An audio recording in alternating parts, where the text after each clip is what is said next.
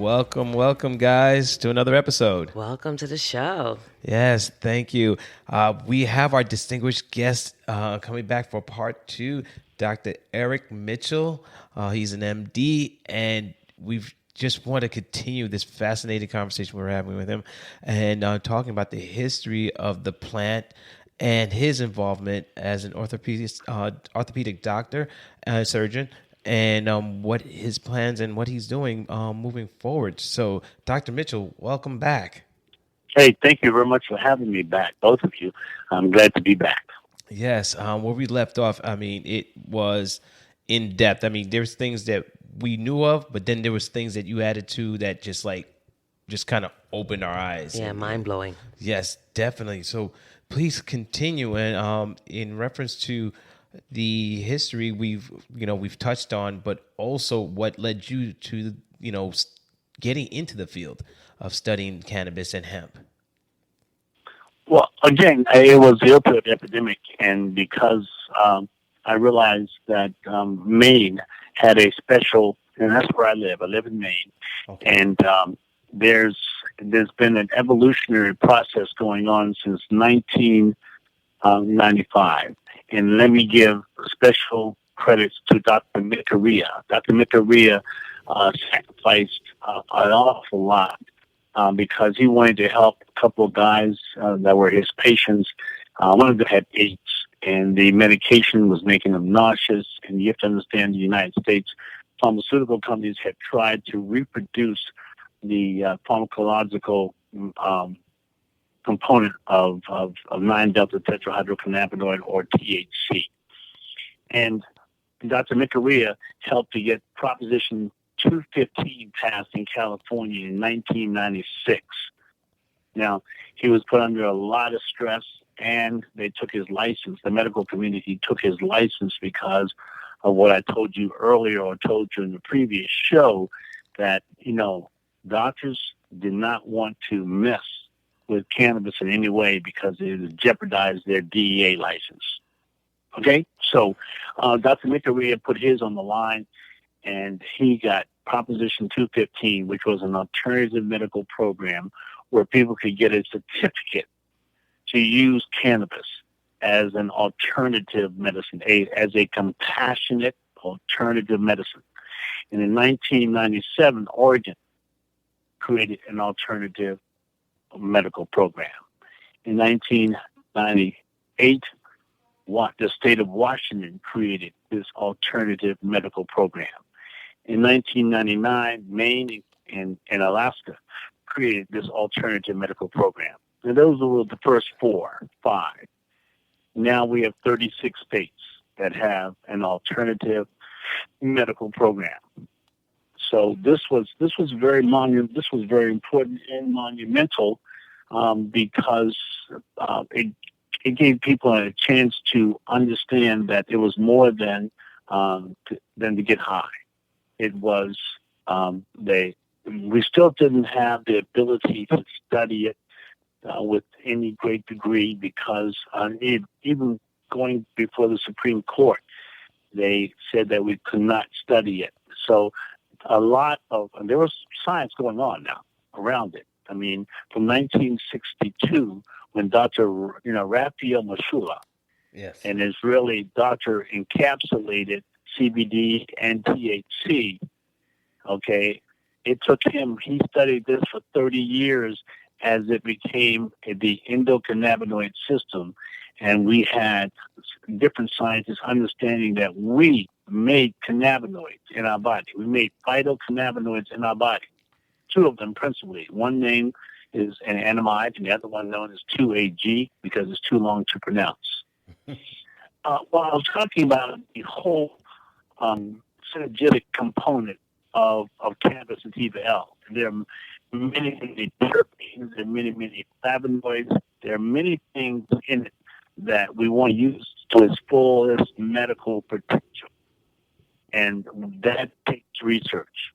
Mm-hmm. And I'm going to send you an article, a 6-page article I just did that kind of encapsulates the history, but tells you where we have to go. And we have a lot more research to do. because we have a lot of unknowns. And we have to get peer review, Yes. golden standard research for physicians to be supposed to be put in medical school. When the Farm Bill of 2018 was passed, 87% of allopathic medical schools, MDs, like my school, the University of Pennsylvania, did not teach, did not have a department. So we have a lot of work to do. And we just open up prison gates in two ways. Prison gates from the standpoint that a lot of states now have components where they are letting people out of prison and they're expunging their medical legal records because this is a plant that is now becoming much more legally directed. 14 and maybe even 15 states now have recreational programs. So how are you going to lock up somebody in that state when now they can go to a dispensary and buy? Yeah. Yeah, right. Okay. So there's a lot of social justice that's wrapped in this plan as well.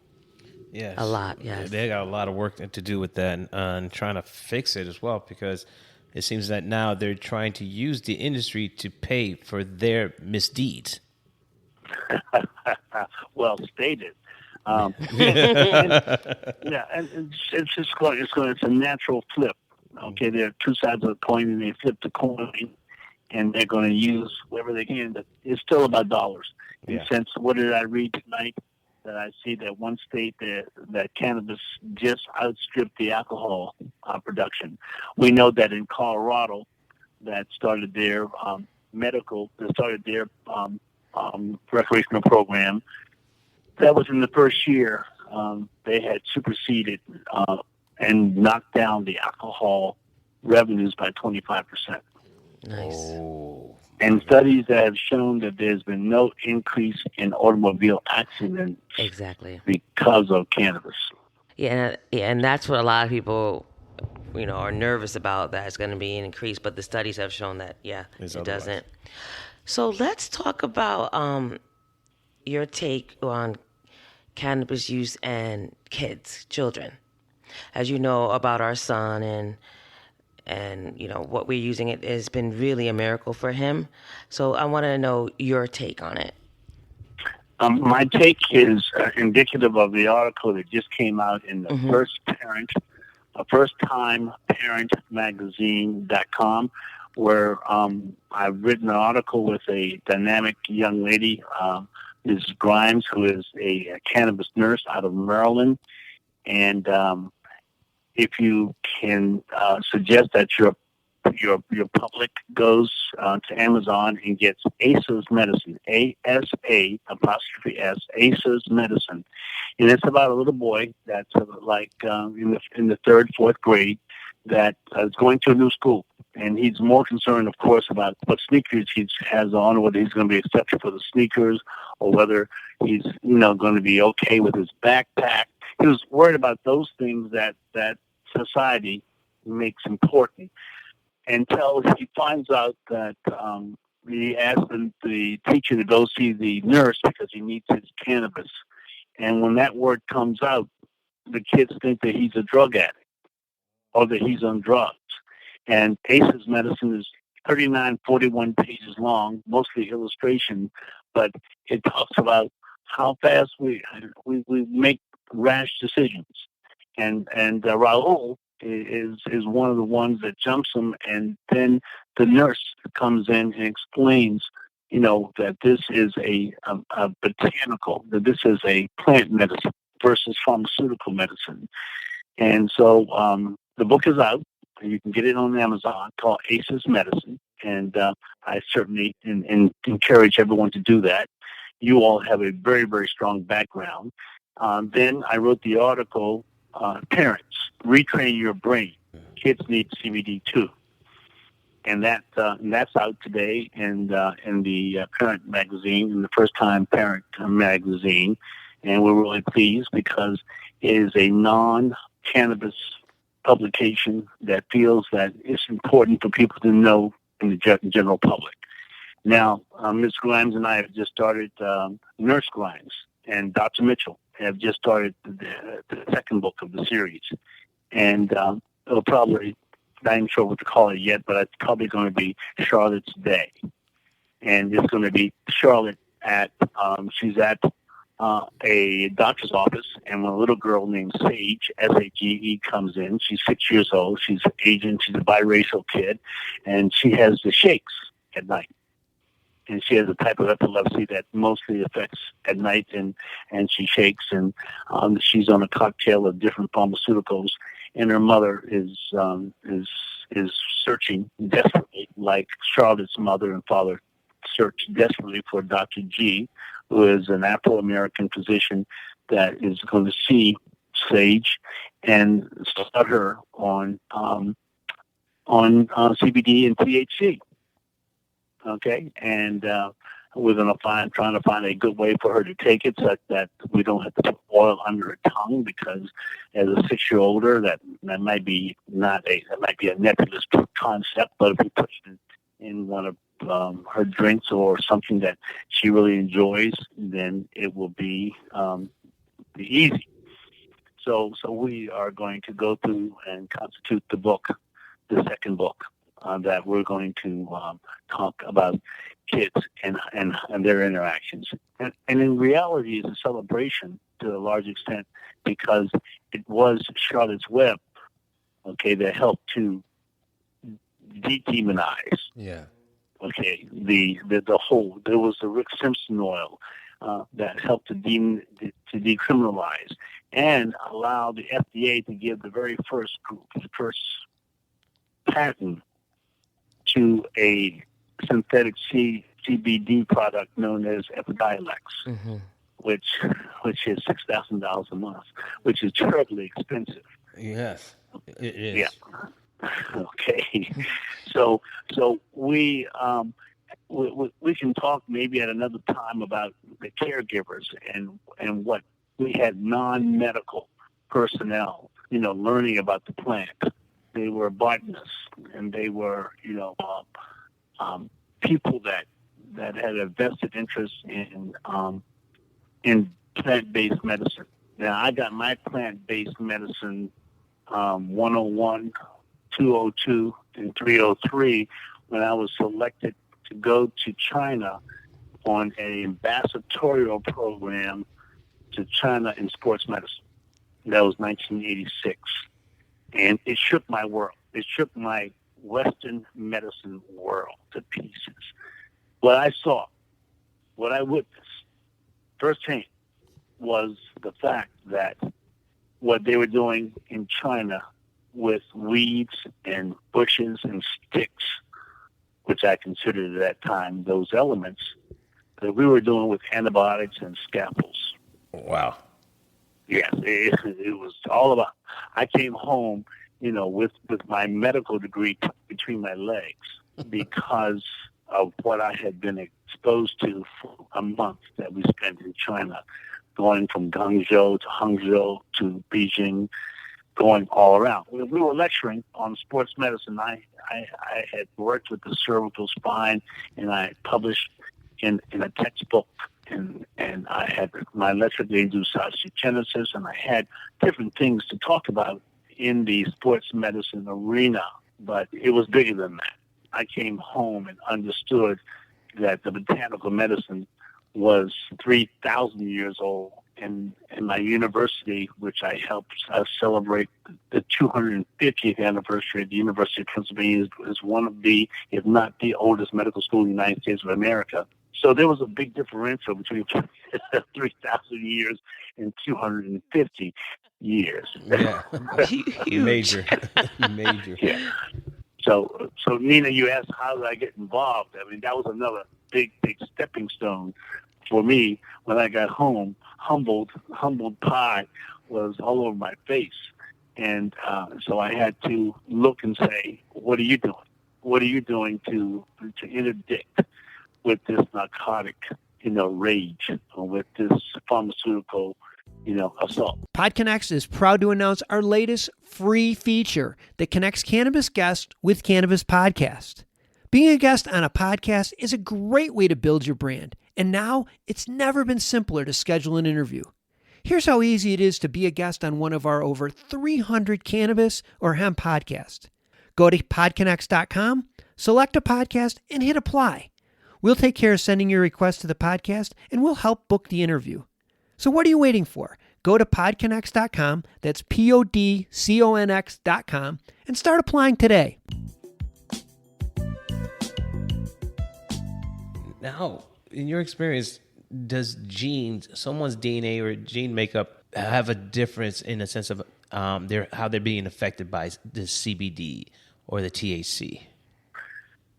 I don't know whether it's truly gene basic, whether it's immunologically based. I'm not an immunologist. I think it's more related to the neurotransmitters. They have the neurotransmitters working at the optimal level. I want to leave one question here for us to take some solace with and to conjure in our minds. COVID-19 has unveiled a lot of deficits in healthcare delivery for us, especially in our black and brown neighborhoods. But I want you to think that the United States of America constitutes 4% of the world's population, and yet we have 25% of the cases in the world. Now India's catching up right now very quickly because they're in a free fall. But the other thing beyond that is 20%. We had early on a 20% death rate, 4% population with a 20% death rate. And I believe that what we did is we took out one of our natural components out of our farming ethos and made it and put a prohibition on it. Stop using it. The animals stopped eating it. We stopped getting it in our foods. We stopped using it. And I think that has had bigger consequences because the whole point is that in 1999 at NIH, cannabis sativa L, cannabidiol, CBD, which is commonly called, was determined to be three things. Are you ready? Ready. It was written and patented to be an anti-inflammatory. It was written and patented to be neuroproliferative. And it was written and patented to be neuroprotective. Yes. Now, it took them from 1999 to 2003 to get a patent because it was oxymoronic. How can you say that a Schedule I drug has no clinical purpose, and you give it three of the most major purposes that we can think of today? You know what diabetes is? Diabetes is a chronic low-grade inflammation. Do you know what dementia is? It's a chronic low-grade inflammation. You know what Alzheimer's is? It's a chronic low-grade inflammation. Do you know what IBS is? It's a low-grade chronic inflammation. I hope that you're getting the flavor. Oh, yes. Chronic low-grade inflammation is a major component in all of our disease processes. And we need those anti-inflammatory components to get rid of the byproduct of the product. Makes a lot of sense. And I thought at one point that you couldn't patent the plant, but you can patent a component of the plant? No, you can't patent the plant. You can't. I mean, come on. They call it weed. Why, man? They call it weed, man. How you gonna patent weed? Point taken. Okay, good. No, you can't patent the plant. Only thing I could do was understand that the endocannabinoid system did not have a vitamin allocated to it. What is a vitamin? A vitamin is any substance that helps to perpetuate the efficacy and the efficiency of one of our biological systems. And when your mother made you eat your carrots because of vitamin A, she said they will make your eyes pretty, make your vision good. And she made you eat all your food because of vitamin B complexes that were critically important in a number of different things. Vitamin C, if you didn't take it, you could get scurvy. That's what the sailors learned. Vitamin D, we know that we need that to get bone maintenance. Vitamin E, we know how important that is in scar formation and other factors. Vitamin K, can't do without, because we would not have a hematological system that we didn't have the regulatory components of vitamin K. Niacin, critically important. Folate has stopped, the disruption of the neural tube. When a doctor finds that a woman's pregnant from his obstetrician gynecology standpoint, he immediately puts them on folate, because folate has eliminated the neural tube defects that has happened when you don't have enough. And something as simple as taking folate through your pregnancy, you're eliminating a disease process. Well, how about cannabis? Should cannabis be part of our normal process? Well, I believe vitamin CBD should be. And so I named it, on the first day that it became legal, I named it as the very first vitamin of the endocannabinoid system. Please tell us about that. I was going to ask, but since you brought it up, please share. Well, I put forth to the United States Trade Office that I wanted that our product to be called vitamin CBD. Everybody knows, and we want you to daily. And our credo is, if you had your daily vitamin CBD today, yes, to help to support your mental clarity and your bone health. So it's basically for your health and wellness. Yeah, wellness. Yeah. Your mental health and bone health. I mean, those are the two things that I've kind of put my claws around. But there are many other elements. We know that CBD can affect the Q receptors in the brain that can help reduce addiction behavior. Study done on the Mount Sinai in 2018. We know many other things that cannabis does in the neurotransmitting component. And now my fun has been formulating different combinations to take advantage of different cannabinoids. There are now over 100 different cannabinoids, but the number one cannabinoid that we talk about is THC. The number two cannabinoid we talk about is CBD, and the number three cannabinoid, which is the three most frequent, is CBC. All of them come from something called CBGA. Now, I don't want to get people confused tonight. I've given a lot of letters out there. Yeah. But maybe there's another time that you have me back, and we can just talk about the formulations of different cannabinoids and what they do. And there's something right now called Delta-8. Yes, I've been hearing about it. I've been hearing and reading about Delta-8. And it's a loophole drug. When I say it's a loophole drug, the Farm Bill of 2018 says that you cannot have Delta-9. So what people have done is find how to move that OH group from the 9th position to the 8th position. And so when people are saying it's like the legality on that is kind of gray. Oh, gray! It's non-existent, because there's nothing in the Farm Bill says that Delta-8 is to be classified, or categorized as illegal. So yes, I know a woman who I've met, and she's using it for her son, and she said it's been amazing for his sleep. Amazing for his sleep. Well, I have a product that I created called Tooth Pass. Tooth Pass is the simplest name I could give it, because it uses two different pathological mechanisms. And the one that we've been talking about mostly tonight is called the endocannabinoid system, right? Mm-hmm. That's what we've been talking about, is all the effects that cannabis has on the endocannabinoid system. But there's another precursor that operates through another system that can be synergistic with the endocannabinoid system. Same mission, different route. And that's called the Cyclooxygenase Pathway. And that's driven by something called CBDA. Yes, we've heard about that. Yes. And A is just the acid form, or the OH group.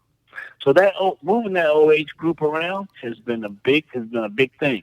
And moving that OH the OH group, which is the acid component, which makes it an acid, okay, is the precursor. CBDA is the precursor to CBD.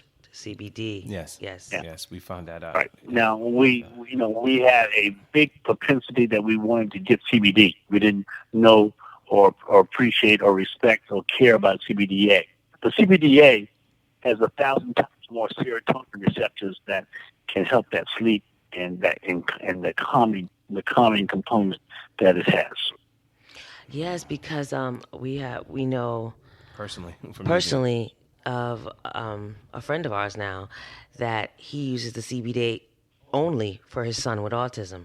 Okay, well, I've had a lot of success. My people is CBDA, because my toothpaste has one half CBDA and one half CBD.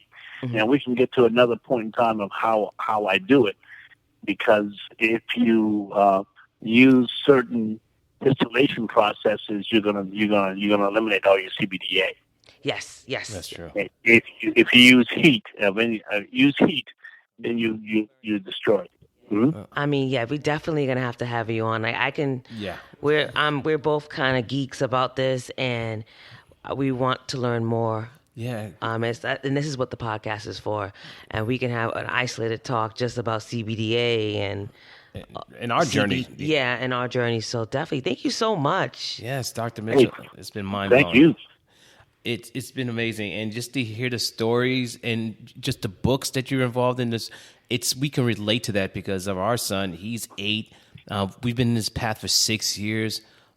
Family members in the beginning were like, so you're going to give this to your kid, he's going to get high, and all the questions. And it's like, my God. Yeah, exactly. And then years later come to us, hey, did you know that CBD? It's like, we've been doing this for years. What do you think what this was all about? So, I mean, hearing the things you were sharing with it brought back a lot of memories, of our journey and to this point. And then to hear the things that you're involved in and what you're doing, it's like, oh my God, finally, someone we could just connect with. Because, I mean, there are some great people in this industry, I have to say, and they've been very helpful.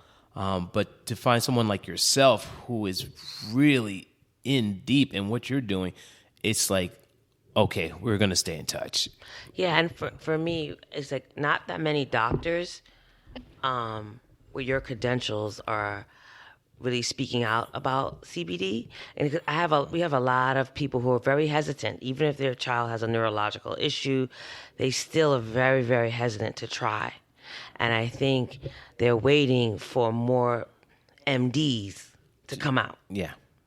No doubt. And we're waiting for more research. Yeah. See, 5 children in the United States, and there's 58 million children in the United States, which means that 2.9, almost 3 million children in the United States are going to be exposed to seizures at some time in their early life. Yeah, like our son. Yes. So how can we help those 3 million kids, including Aiden and Sage and Charlotte and Asa? Okay. Now I've just added your son to some fictitious characters, but those characters tell the story. Yeah. He's a walking miracle in our story. But Dr. Mitchell, if people wanted to get in touch with you, how would they do that? Well, go to dailyvitamincbd.com. Yes. And that's the website, and we can be contacted through our website. That's the best way. And place your order, and we'll get it out in the mail tomorrow. Okay? And have you had your Daily Vitamin CBD today to help with your mental clarity, support your mental clarity and your bone health? Appreciate it. Thank you very much, Dr. Mitchell. And we will be in touch, and we will definitely look forward to having you back on because I think there's more. There's always more. All right? Fantastic. Please and thank you. No, thank you very much for your help and your time. All right. God bless. Take care. God bless you. Good night.